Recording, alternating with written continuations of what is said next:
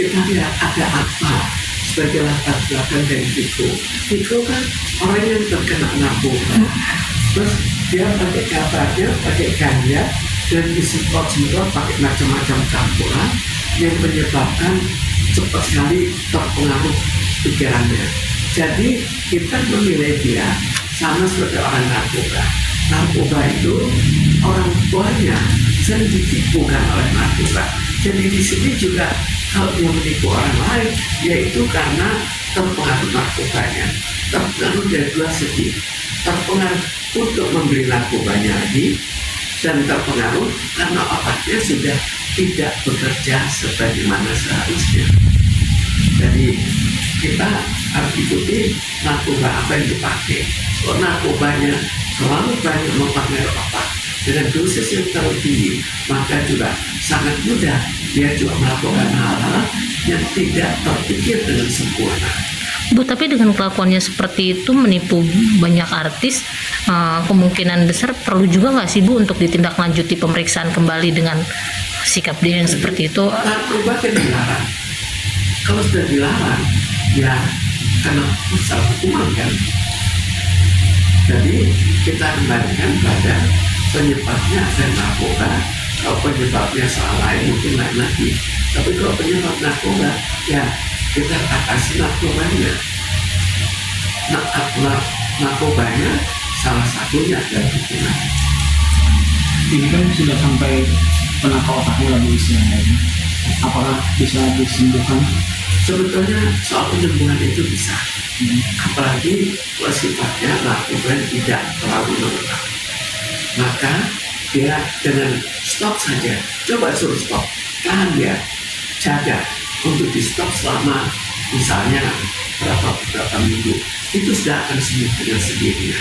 Tapi sifat sembuhnya adalah sembuh pengaruh negatif pada otaknya, tapi bukan berarti keinginannya untuk memakai semua. Jadi secara kejiwaan dia masih ada keinginan untuk memakai, dan keinginan itu belum bisa disembuhkan. Keinginan itu membutuhkan waktu yang lebih lama untuk disembuhkan.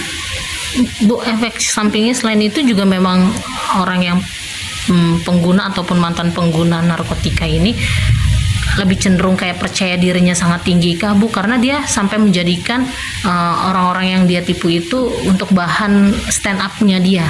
Sebetulnya kita lihat orang narkoba itu hidupnya tidak seperti orang sakit jiwa, tapi adalah tipu-tipu, jadi tidak berpikir panjang. Jadi kadang-kadang kelihatan seperti setengah agak gila lah, tapi bukan betul-betul Error ya Bu?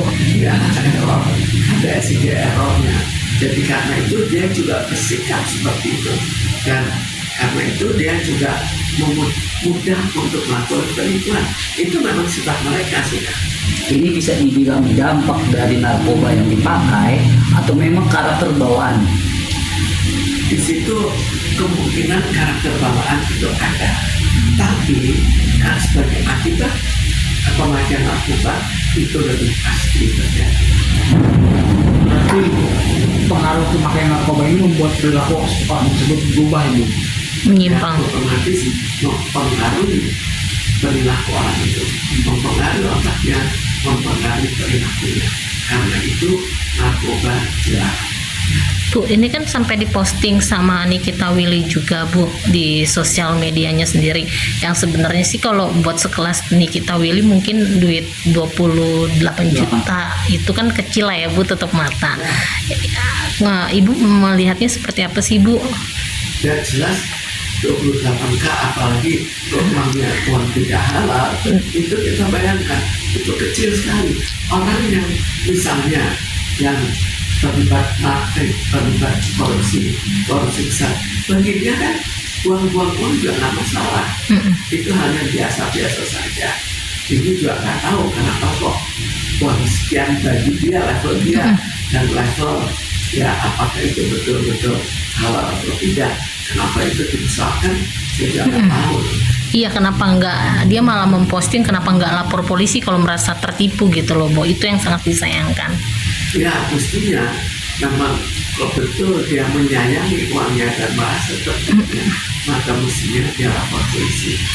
Tapi mungkin dia tidak berpikir polisi kan apakah tahu latar belakang dia, sehingga akhirnya dia juga berpikir untuk lapor polisi.